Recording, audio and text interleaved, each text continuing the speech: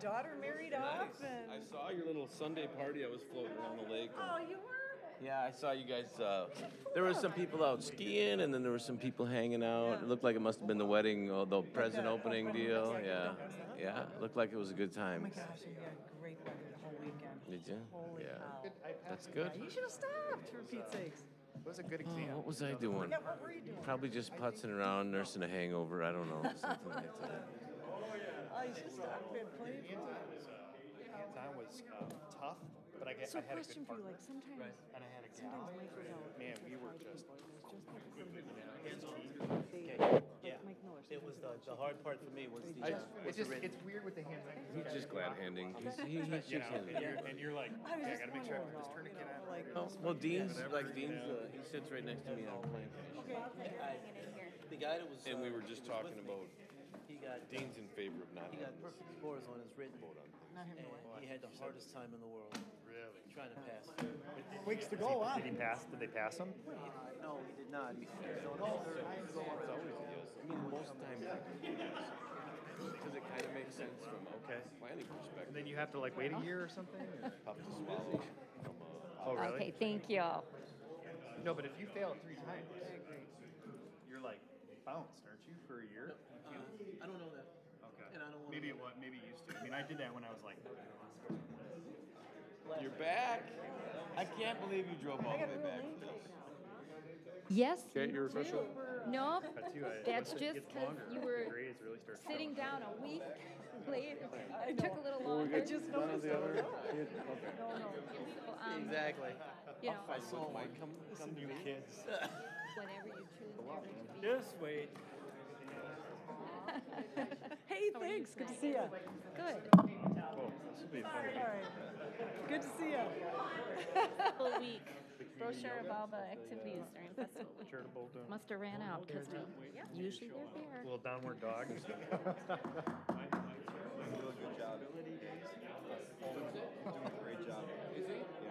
Your seats. He's generally a pretty hard worker. I won't look like it down there. Fantastic. I think so, yes. Oh, he was all pissed he forgot his presentation time. Conversation. There's like 3 awesome skate parks. Alderman Stray. Full bummed I didn't stay last time.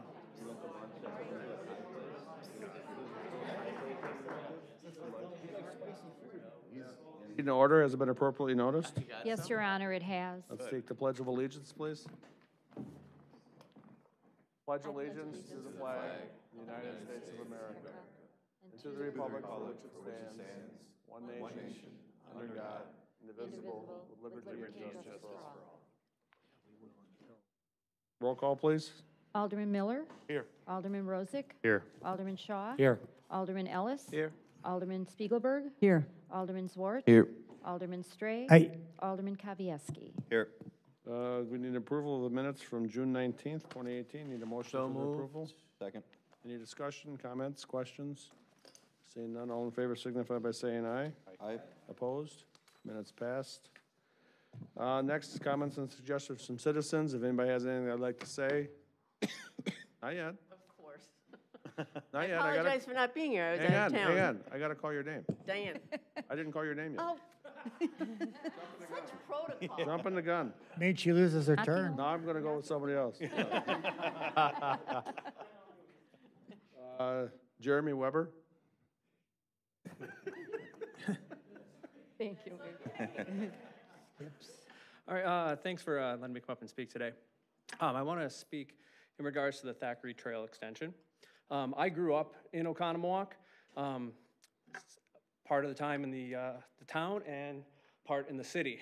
And the youngest years were when I was in the town of Oconomowoc on Old 67, which meant because of traffic and cars, there was no riding bikes up and down the street, no riding to school. There was no trick-or-treating. Luckily, my best friend lived on Browning Circle, just off of Thackeray Trail. And so at least there I could bike around the neighborhood, and our parents let us go trick-or-treating there unsupervised because it was a safe neighborhood. At the time, I think there was only sort of one way into Whitman Park. So everybody knew everybody knew the cars. They had no problem with us going around unsupervised. Now, for the last almost close to 10 years, my wife and I have lived in Greenfield, where we had our first 3 children. But things are not going so well in Greenfield. It's no longer the community that we moved into. And we decided it was time to pick up and move. And as long as I was within driving distance of Menominee Falls, there was a lot of options on the table. We looked at New Berlin, Waukesha, Heartland, Muskego, Delafield, Pewaukee, and Oconomowoc. And while we saw a lot of great houses as we were looking, we saw in a lot of those communities, they were starting to kind of turn into what Greenfield has become. And when we found this house in Whitman Park, we instantly fell in love. And we knew it was a place that we wanted to raise our children in a neighborhood, safe, where everybody knows each other. You recognize every car that goes in and goes out. So one of the things that really concerned us out in Greenfield is we could start to recognize the vehicles that didn't belong in the neighborhood, lots of trouble. So it's nice now, we've been here a year, and my kids can ride 2-wheelers now. We're able to practice with them across the neighborhood. We couldn't do that where we used to live. And I want to keep the neighborhood the way it is and keep that traffic down to a minimum. So, thank you. Thank you. Diane? I apologize if some of this is you guys have already decided on because I missed last week. But I guess my first one is about the farmer's market. The farmer's market is closed this week. It's criminal that we're closing the farmer's market on probably one of the 3 most productive weeks for farmers. This is August. They've been waiting all season, and we're not having a farmer's market on Saturday because we're having a road race that goes right by it. I don't know what time the race starts. Maybe we could next year have it on Sunday and not ruin it for the farmers. The farmers are mad. You know, we've lost a lot of good vendors in the last 2 years for a variety of reasons that are not back now. And this was a big gripe last year.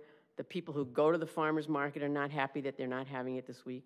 It would just be nice. I don't even know if it's anything you guys address. I have no idea who makes that decision. But we have 7 days of the week, and we have like 12 weeks of summer maybe. Maybe we could not have it on a Saturday in August. Bingo, number 1. Number 2, big one. Well, anybody decide anything about the dog signs? I know we made the decision about the dog thing. Have we decided on any amount of penalties and put up any signs since we did the dog new ordinance? Because I haven't seen any signs around town, if there are any coming. Did we even decide that there'll be a penalty, like a worthwhile penalty, if people are not picking up after the dogs or the dogs aren't on leashes? Okay, I'm just, Larger event signs. This is a really big one. At the corner of 67 and 16, right where the Commons is.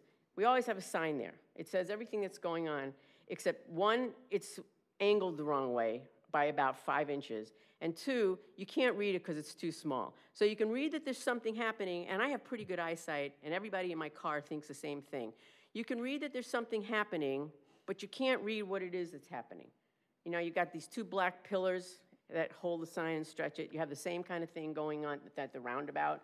You can see that sign better because it's angled a little bit better, but you can't see the sign that's probably the most important sign at the green. I never have any idea what's going on in town unless I'm on foot walking by there. So just a comment that maybe we could, in the future, make a better worded sign, like 2 feet by 2 feet bigger or something, and change the angle where the posts are.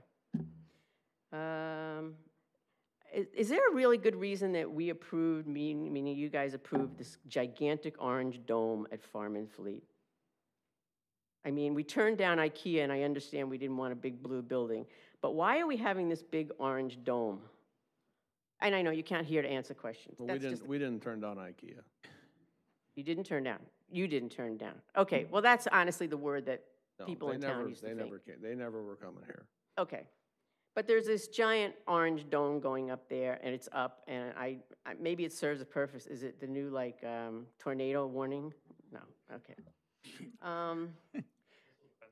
Yeah. I was gonna say that. We need that, really. Okay, new police station. Question, and this might also be, have we ever looked at the possibility, and you're going to all say, yes, we have, and I don't know, because I've only been coming for the last 6 or 8 months.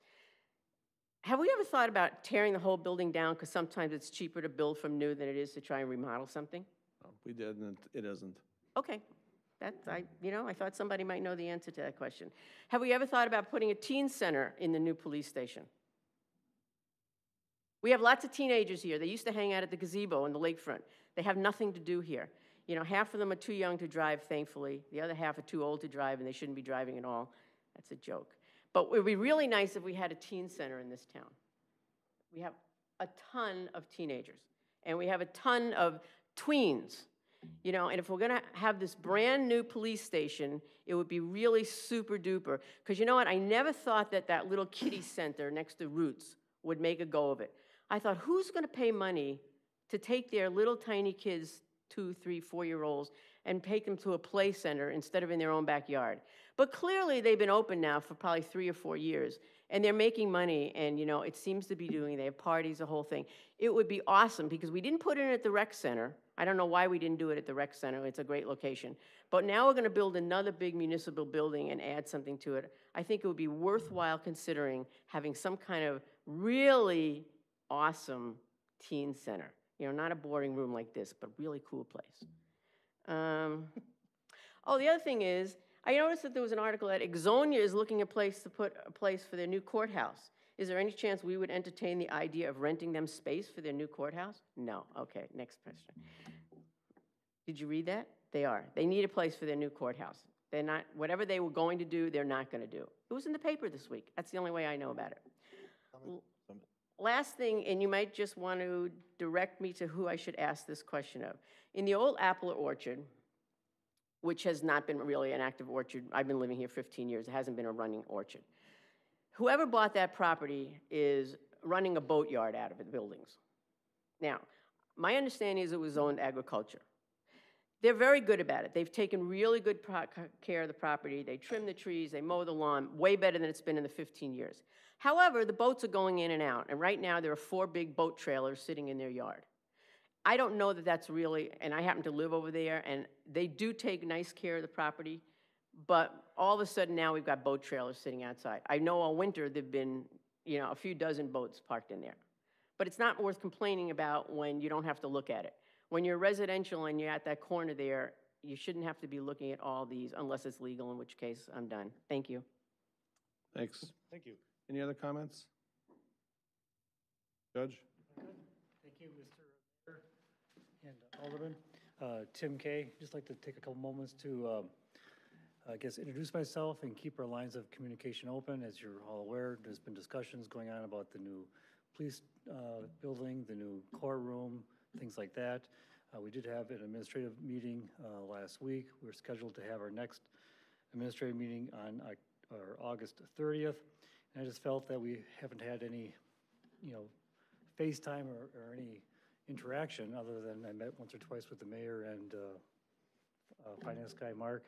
But I thought I'd be here to answer any questions that the alderman might have or have questions later or whatever. But a couple of things just to keep in mind, and maybe I'm kind of preaching from my soapbox, but Oconomowoc is a very, very lucky community. And the formation of the Lake Country Municipal Court is rare. It is the largest joint municipal court in the state. And I don't think a lot of people, or don't know if a lot of people really appreciate that whole concept. And it came about by 2 factors that were basically a tidal wave that came together that benefited the city as well as the other municipalities. And those 2 factors are Judge Pat Snyder, a local Oconomowoc citizen for many, many years. He passed away about 3 or 4 years ago. He swore me in. He's my mentor. But he was a circuit court judge for Waukesha County, and he realized years ago, back in 87, 88, that the city tickets and other municipal tickets at the circuit court were getting short thrift. Those tickets and the prosecutors were all being pushed on the back burner. Those cases were being adjourned. They were not being adjudicated. It caused more of the people to come back for other adjourned court calendars, so the citizens were upset. The prosecutors incurred extraordinary expenses. The coppers all incurred double time for their coming back for the court appearances. It was a mess. And Judge Pat Snyder knew way back then that the circuit court is going to handle the felony cases, the misdemeanor cases. Municipal tickets are on the way out. So he put out a directive, and I'm just kind of giving you education because a lot of the aldermen weren't here back then. And that directive was form your own court, otherwise you won't be able to be in the circuit court. Now that directive fell on the ears of the second factor, Bill Chapman. By luck, by design, however you want to call it, Bill Chapman back then represented probably 8 of the 9 founding municipalities that helped form the Lake Country Municipal Court. So it wasn't one judge directing each 8 little different or 9 different city attorneys. It basically was one attorney who represented the city, town of Meriden, village of Meriden, all those, got them all together. And that was the impetus for allowing for the union to come together. And I use that word union because it is a rare and strong union. The reason why it's so important is because once that court was formed, all of the municipalities paid into the system to begin with. The city paid the most because the city had the most money. Back then, the city was probably a 50% user of the system. They invested the most money in, which basically meant that they got less money out. Well, as years went on, before I was judge, revenues went up, court costs went up, and the city and all the other municipalities were repaid their initial investment. So the court exists without any cost to the city or the other municipalities. And I make that note because right now the city is probably about a 1/3 user of the court. The other 17 municipalities are about a 2/3 user of the court, okay? So it costs nobody anything to run the court, to pay for the judge, to pay for the clerks, to pay for the insurance, to pay for their rent. And this is my thing that I'm concerned about. And if this union did not exist, every municipality would have to pay more or pay money in. It would not be a free court. Right now, it is totally free to the municipalities. It's all paid by the users, by the defendants. So I just want to make that point because we're having major discussions about how to pay for increased rent that the city wants to charge on the court to have the court move to another location, okay? And it's going to be a burden.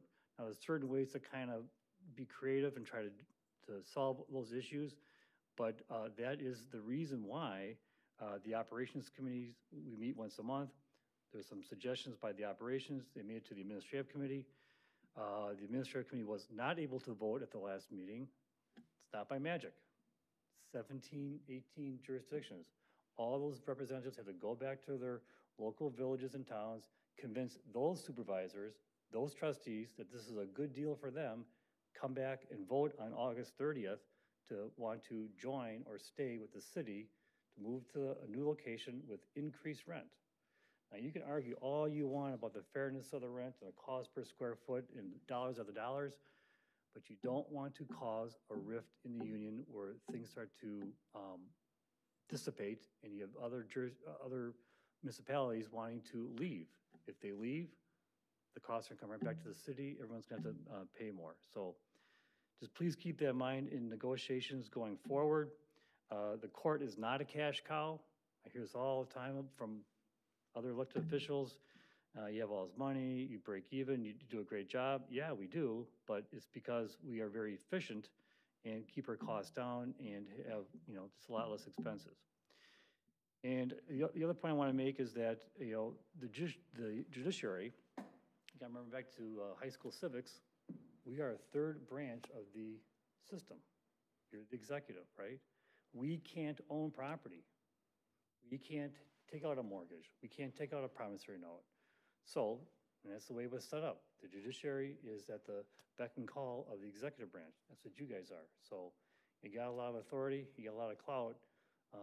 Wield it wisely, please. And the last point I want to make is that I literally love this courtroom. I call it a courtroom, you call it common council chambers.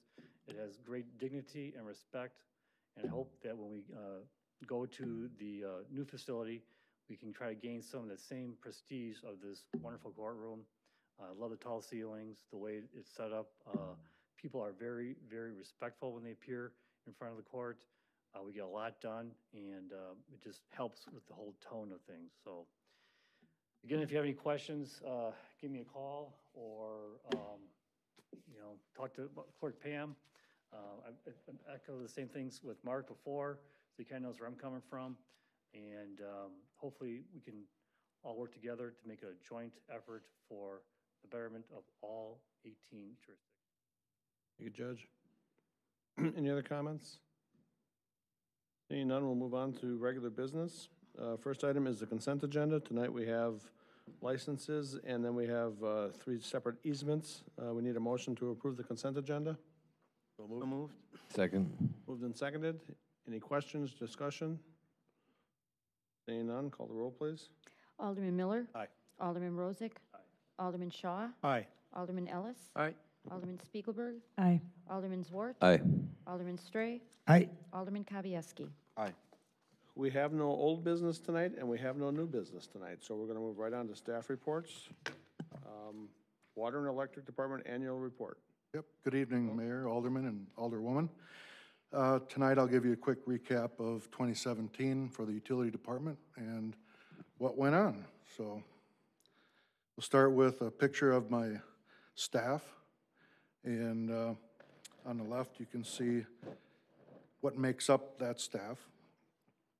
I won't take the time to go through all that because most of you already know what that is. So we'll start with the Water Department. Miles of water main, we have 101 miles of water main. And in 2017, 3.4 miles of water main were added to the system. We have hydrants, 1,199 hydrants, and 59 were added to the system in 2017. Water meters, 6,258. 82 were added, and 157 were replaced.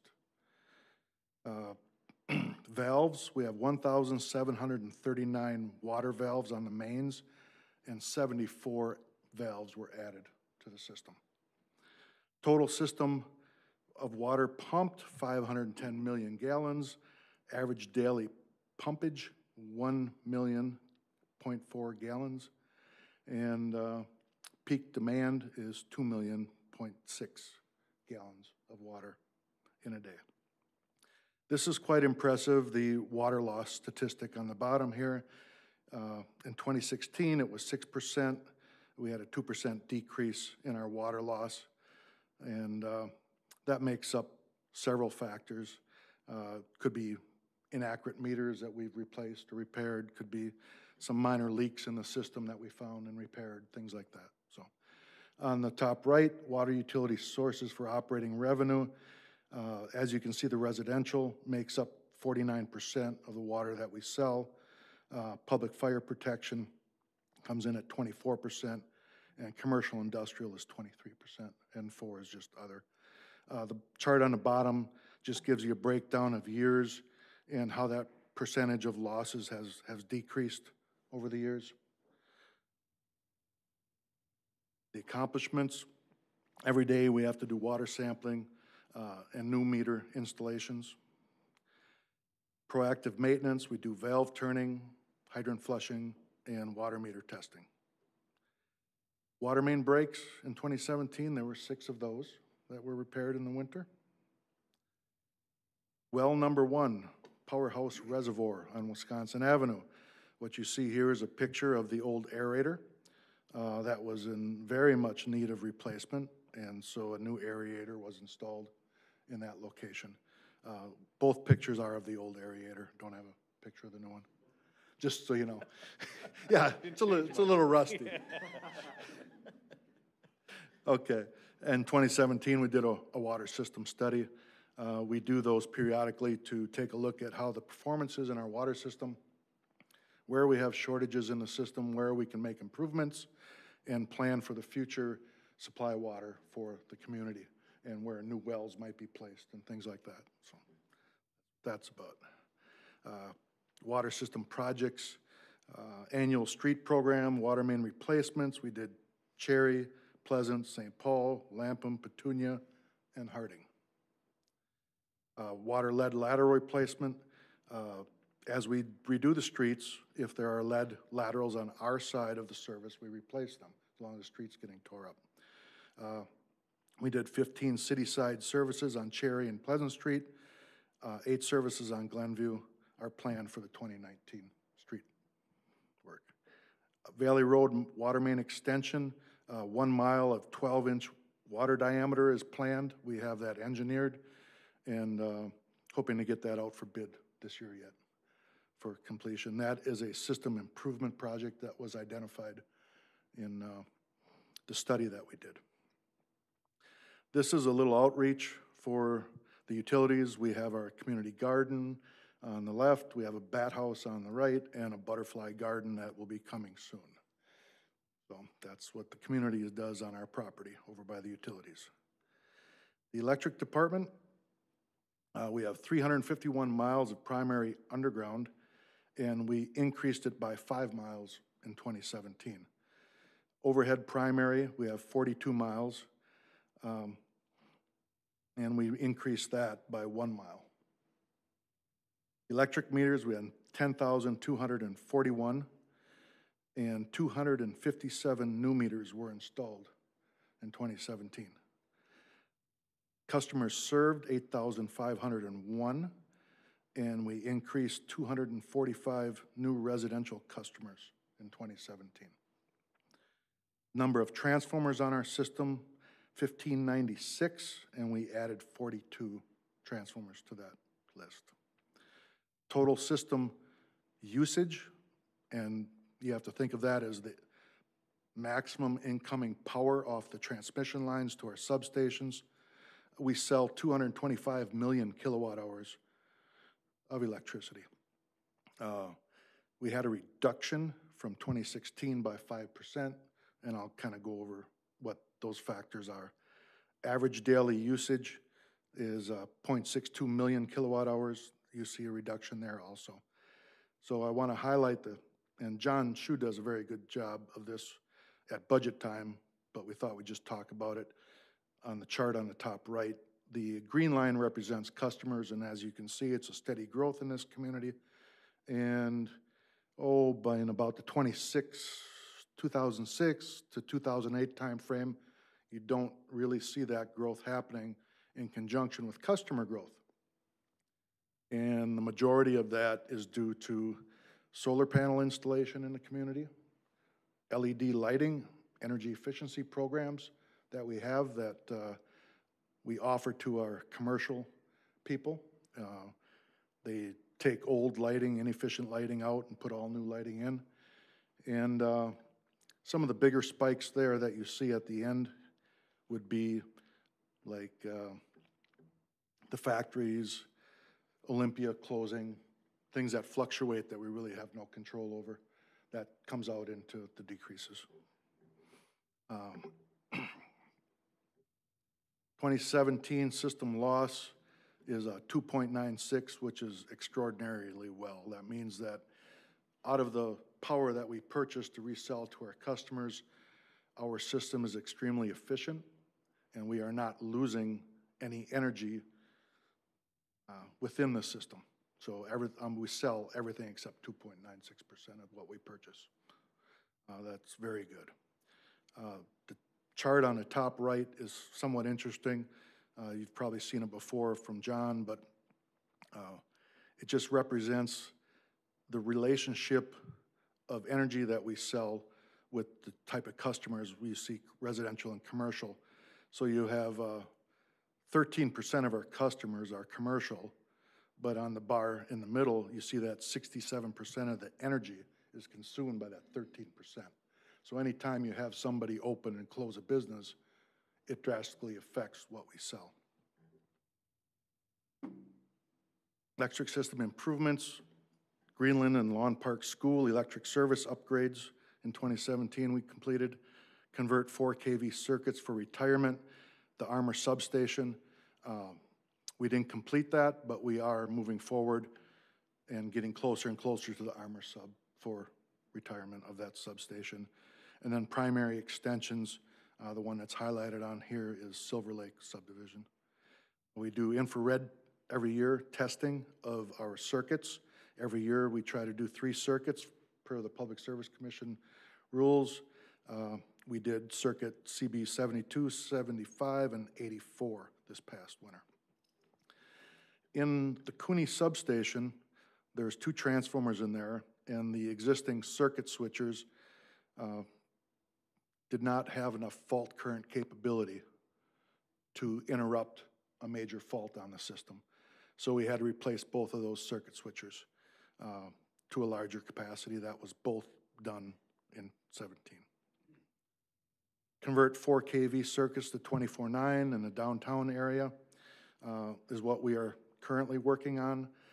Injected cable replacement on circuit 72 in the industrial park area that you've seen Peeper Power out there do some directional boring and things. That's what's happening in that area.